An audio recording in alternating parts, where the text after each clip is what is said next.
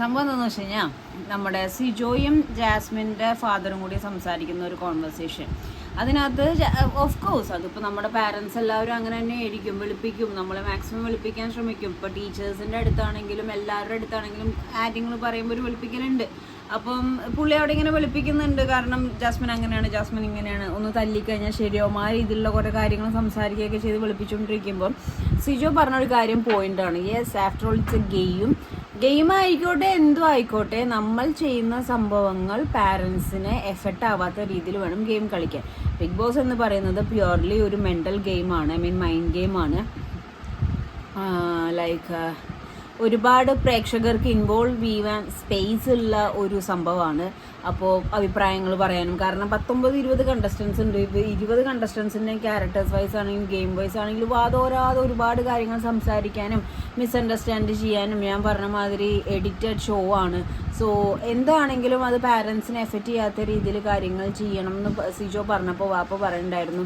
അത് പറഞ്ഞത് ന്യായമാണെന്ന്. തികച്ചും അത് ന്യായമായിട്ടുള്ളൊരു കാര്യം തന്നെയാണ്. നമ്മൾ അതിൻ്റെ ഉള്ളിൽ പല കാര്യങ്ങൾ ചെയ്യുമ്പോഴും നാട്ടുകാരെന്തും പറഞ്ഞോട്ടെ, നാട്ടുകാർക്ക് പലതും പറയാം, പക്ഷേ നമ്മൾ ചെയ്തിട്ടാണ് നാട്ടുകാർ പറയുന്നതെന്നുള്ളൊരു പ്രശ്നത്തിനേക്കാൾ ഞാൻ ഈ രീതിയിൽ ഒന്നാമത് എഡിറ്റഡ് ആയതുകൊണ്ടാണ് ഈ വിഷയം. കാരണം എങ്ങനെ വേണമെങ്കിലും അവർക്ക് കട്ട് ചെയ്ത് റീച്ച് കൂട്ടുന്ന രീതിയിൽ ഈ സാധനത്തിനെ പുറത്തേക്ക് അവർക്ക് പുള്ള് ചെയ്യാം.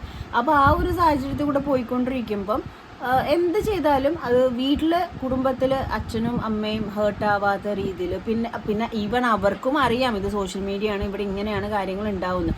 എന്നാൽ പോലും ആൾക്കാർ വെറുതെ പറയുന്നതും നമ്മൾ മക്കൾ ചെയ്തിട്ട് ആൾക്കാർ പറയുന്നതും തമ്മിൽ വ്യത്യാസമുണ്ട്. ആളുകളുടെ വാ മൂടാൻ പറ്റത്തില്ല, അവർ പലതും പറഞ്ഞുണ്ടാക്കുക. കാരണം എന്ത് ചെയ്താലും അതിനൊരു കൊനിസ്റ്റ് പറയാനായിട്ട് ആൾക്കാരുണ്ട് എന്നുള്ളൊരു സത്യം നമുക്ക് എല്ലാവർക്കും അറിയാവുന്ന കാര്യമാണ്. അപ്പോൾ സിജോയും വാപ്പയായിട്ടുള്ള കോൺവെർസേഷനിൽ സിജോ ഒരു മെയിൻ ഹൈലൈറ്റ് ആയിട്ട് പറഞ്ഞ സംഭവം വാസ്തവം തന്നെയാണ്.